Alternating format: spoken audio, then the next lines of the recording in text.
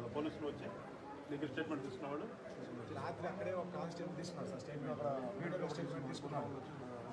బట్టలు ఇమ్మని కదా రాత్రి ఇంతవరకు రాలేదు. రాత్రి ఒక అక్కడే స్టేట్మెంట్ తీసుకున్నాను. మొత్తం లేడీస్ మొత్తం నా ఇంటి మీద నేను బాగా మోసపడేది. వాళ్ళు ఏమన్నంటే ముందు నా మీద రిటర్న్ కంప్లీట్ నా ఇంటి మీద పోయింది. అది జరిగింది రంగాబొమ్మ దగ్గర. మా ఇంట్లో లాస్ట్ కావాలని కేసు వచ్చి అక్కడ రంగాబొమ్మ కానీ అవధులు చేయాలని కుదిరి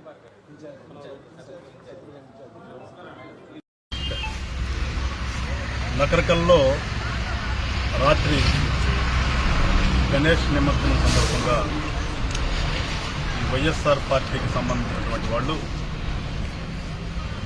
ఇష్టానుసారంగా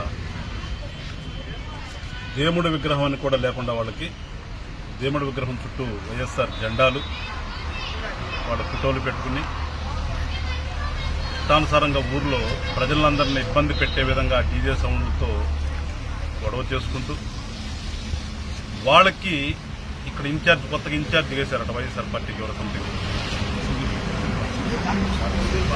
సుధీర్ రెడ్డి సంథింగ్ సుధీర్ భార్గవరెడ్డి ఆయన వచ్చి జెండాలు ఊపటం, వాళ్ళు అసలు ఒళ్ళు పైన తెలియకుండా అంటే ఏమైనా ప్రభుత్వం కనుక వాళ్ళని ఆటంకపరిచే ఆపే ప్రయత్నం చేసినా కానీ దాన్ని వ్యతిరేకంగా ప్రభుత్వం మీద వ్యతిరేకంగా తీసుకెళ్దామనే ఒక కుట్రపూరిత వాతావరణంలో రాత్రి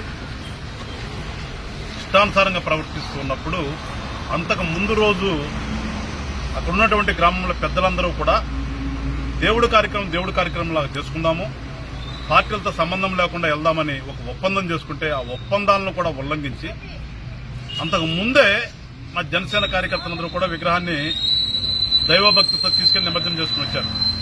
కానీ రాత్రి వాళ్ళు ఇష్టానుసారంగా చేస్తూ ఉంటే మావాడు అక్కడికి వెళ్తే వెళ్లిన వాడిని వెళ్ళినట్టుగా ఇష్టానుసారంగా కొట్టి బతిన వెంకటేశ్వర్ ప్రజెంట్ నరసరావుపేట జీజీహెచ్లో ఉన్నాడు. తలంతా పగల కొడితే కుట్లు బండి కింద కాలు ఒక ఏలు ఇరిగింది. ఆ టయానికి మా వాళ్ళు అతను రక్షించకపోతే మరి రాత్రి చంపేసేవాళ్ళేమో. వాళ్ళు ఎవడు అడ్డం వస్తారో చంపుతామని చెప్పేసి మాట్లాడుకుంటున్నారంట వాళ్ళు.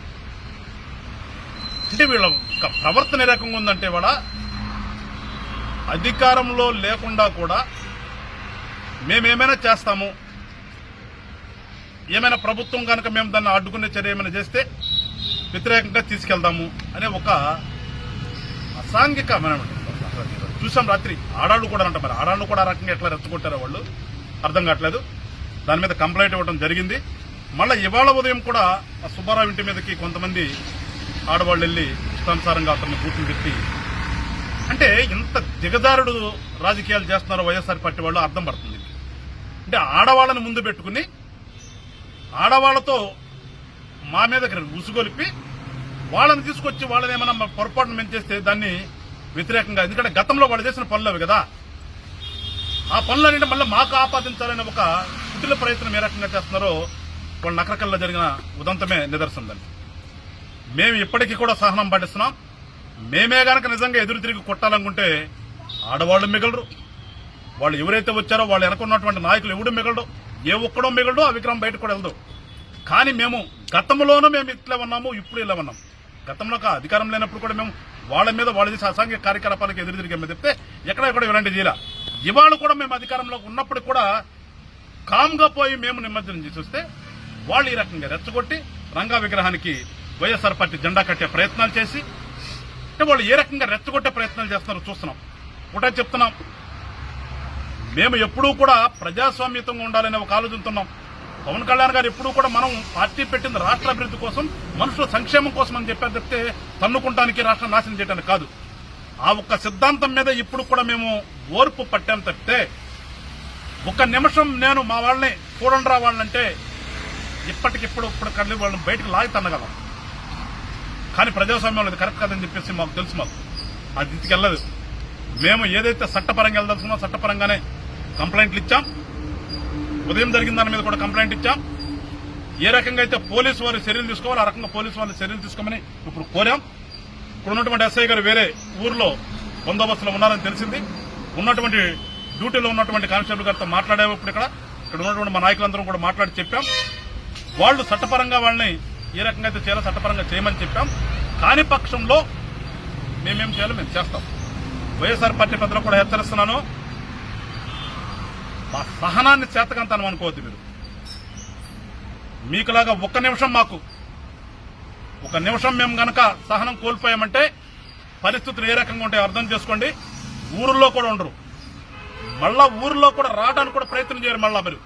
మళ్ళా కాంతి సిక్కుల్లాగా ఎక్కడికో పోయి బతకాలి. మీరంతా కూడా గుర్తుపెట్టుకోండి చెప్తున్నాం. మేము ఇప్పుడు కూడా చుట్టరకాలు ఉన్నాయి. మీ అందరికీ చుట్టరకాలకు గౌరవిస్తున్నాం. ఊర్లో ఉన్నటువంటి ప్రేమాభిమానాలను గౌరవిస్తున్నాం. ఊర్లో ఉన్న మనుషులందరూ కూడా ఒకటే కులం అనుకుని గౌరవిస్తున్నాం. ఇక్కడ వచ్చిన కులాల వాళ్ళకందరిగా చెప్తున్నాం, మేము కులాల పరంగా రెచ్చగొట్టే ప్రయత్నం చేద్దామంటే మా సిద్ధాంతం అది కాదు. మా సిద్ధాంతం కింద మాకు చెప్తుంది కులాలను కలిపే ఆలోచన విధానం అని. మాకున్నటువంటి 7 సిద్ధాంతాలు ఒక సిద్ధాంతం. ఆ సిద్ధాంత ప్రకారంగా పోతున్నాం మేము. కానీ మీరు కులాల పరంగా రెచ్చగొడదామంటే చూస్తూ ఊరుకునేటటువంటి సహనము ఓర్పు మా వాళ్ళకు కూడా లేవు. ఏదైనా తెగేదాకా అంటారు, తెగేదాకా మీరు లాగితే తెగిన తర్వాత మీరు భరించలేరని చెప్పి గుర్తుపెట్టుకోండి.